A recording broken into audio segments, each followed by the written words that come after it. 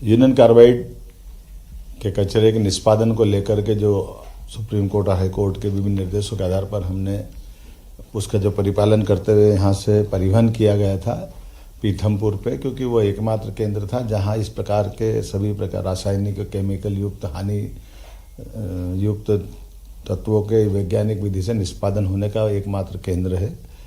स्वाभाविक रूप से हाई कोर्ट के सामने दोबारा हमने पक्ष रखा कि जैसे मैंने पहले घोषणा की थी कि हम जब तक कि सभी जनता को विश्वास में नहीं ले लें, ये सारी बातों के लिए कोर्ट से भी हम समय मांगेंगे। मुझे संतोष है इस बात का कि माननीय उच्च न्यायालय ने इस बात को स्वीकार किया कि आपने परिवहन किया, ये हमारे आदेश के पालन का एक स्टेप हो गया।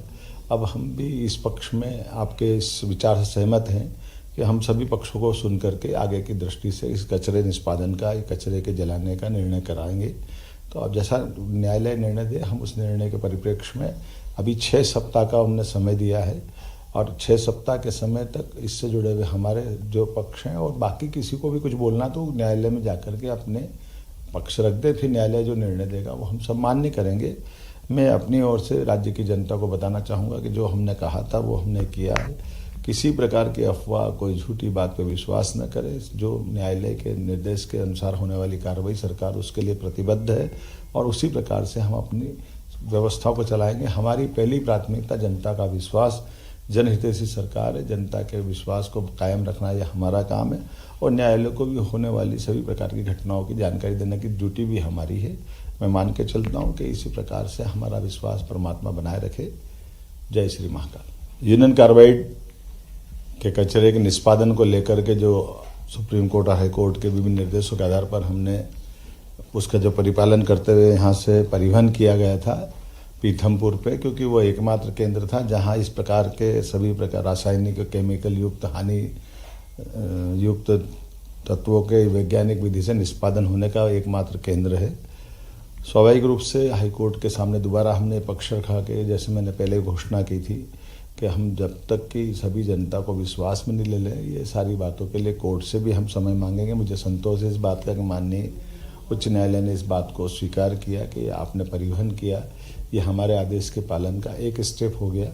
अब हम भी इस पक्ष में आपके इस विचार से सहमत हैं कि हम सभी पक्षों को सुन करके आगे की दृष्टि से इस कचरे निष्पादन का, कचरे के जलाने का निर्णय कराएंगे। तो अब जैसा न्यायालय निर्णय दे, हम उस निर्णय के परिप्रेक्ष्य में अभी 6 सप्ताह का हमने समय दिया है और 6 सप्ताह के समय तक इससे जुड़े हुए हमारे जो पक्ष हैं और बाकी किसी को भी कुछ बोलना तो न्यायालय में जाकर के अपने पक्ष रख दे, फिर न्यायालय जो निर्णय देगा वो हम सब मान्य करेंगे।